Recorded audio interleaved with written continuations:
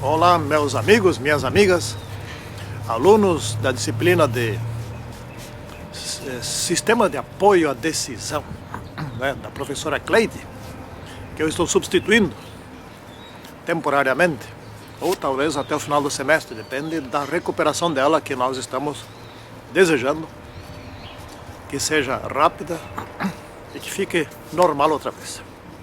Bom, agora nesse pequeno vídeo bem informal, como eu gosto de fazer, embaixo da árvore, ao vento, 15 graus de temperatura, está muito gostoso aqui. Eu quero dar algumas dicas, algumas orientações sobre a atividade 2, não é?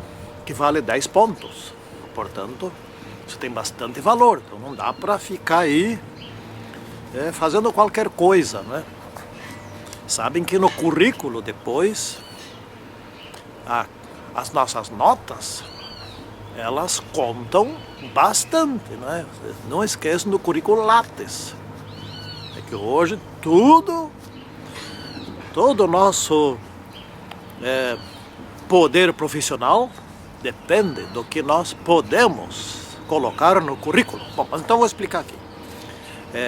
O trabalho, né, atividade 2, é sobre processo decisório, né? Vocês olhem lá na devida atividade. Então, em primeiro lugar, estudem bem a atividade, aliás, a unidade 8 do livro. Tudo o que precisam saber para fazer essa atividade está lá. Porém, se alguém deseja pesquisar mais, então pode pesquisar, principalmente na internet, que tem muito material sobre esse assunto, né? Então vocês façam o trabalho em 4 pontos, 4 etapas. Primeiro ponto, definir o que é processo decisório. Tem que entender bem o que é processo decisório. Eu vou dar uma dica. Em primeiro lugar, é processo, não é? Ou seja, alguma coisa que está se desencadeando. É um conjunto de reuniões, é um conjunto de pesquisas, são confabulações, são cálculos, né? São imaginações, né? Trocas de ideias, etc. Então aquilo vai andando, processo, vai andando até que culmina numa decisão ou em várias decisões. Então, processo de decisão, né? Ou seja, etapas para se chegar a uma decisão. Isto é processo decisório. Em resumo, mas vocês têm que... Não copiem esse resumo que eu pus aqui. Façam o mais ampliado. Então tá. Segunda parte. Aí vocês vão expor a respeito dos 3 tipos de processo decisório que nós estamos estudando, que são os 3 tipos principais, que é o racional, o político e o intuitivo. Não é? Existem outros tipos de processo decisório. Quem quiser incluir outros, sinta-se à vontade. Não é proibido, não é? Pois bem, o racional é um processo decisório baseado em cálculos, em números, em avaliações quantitativas.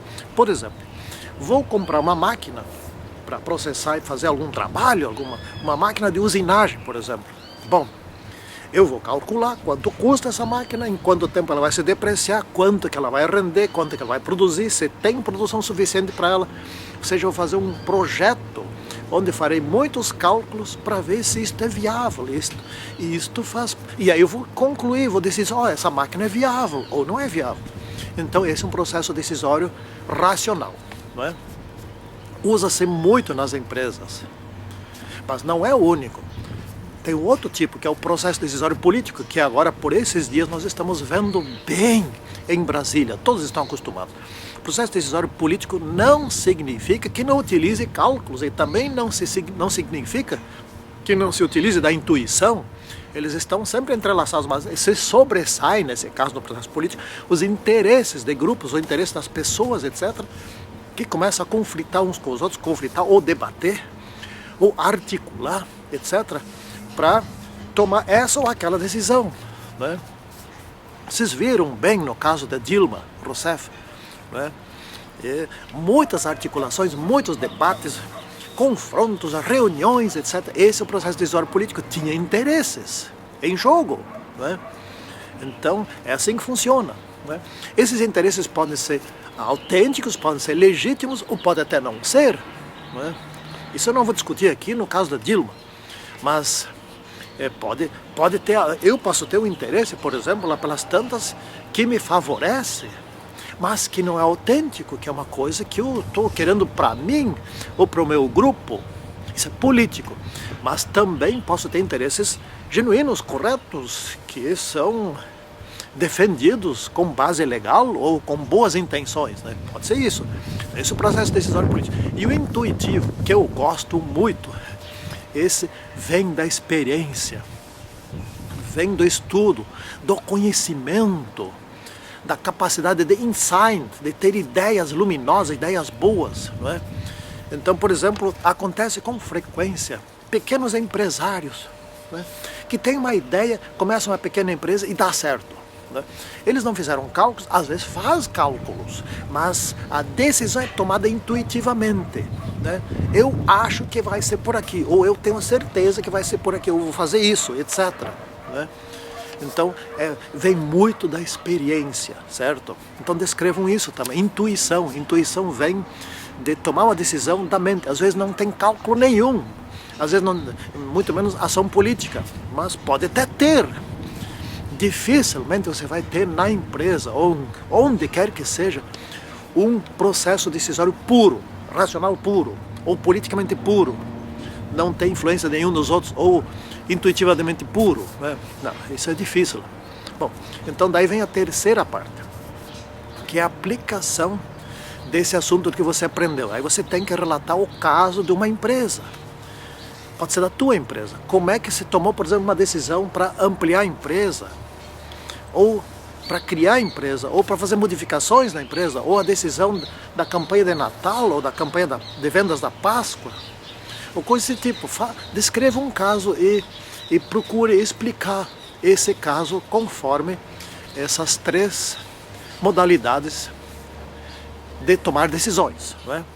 Então, se você não tiver nenhuma empresa, até pus lá na atividade, escolha a tua família. Como é que foi decidida, por exemplo, como é que foi decidido, por exemplo, de fazer uma viagem, ou de tirar férias, ou de comprar uma nova casa, ou de comprar um carro, sei lá, coisas desse tipo assim, não é? Bom, descreva um caso de processo decisório, né, onde você possa analisar com base no racional, no político e no intuitivo. E, por fim, na quarta parte, faça uma conclusão. Uma conclusão onde você reúne os pontos principais dessa atividade e faz recomendações, né? A empresa ou a família sugere novos estudos, etc.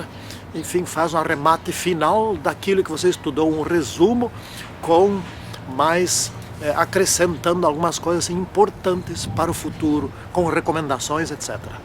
Qualquer coisa, dúvida que tiverem, contatem comigo ou com a Adriana, né, que a gente vai resolver, procurar ajudar nessas dúvidas. Façam um bom trabalho do qual possam se orgulhar. Tchau.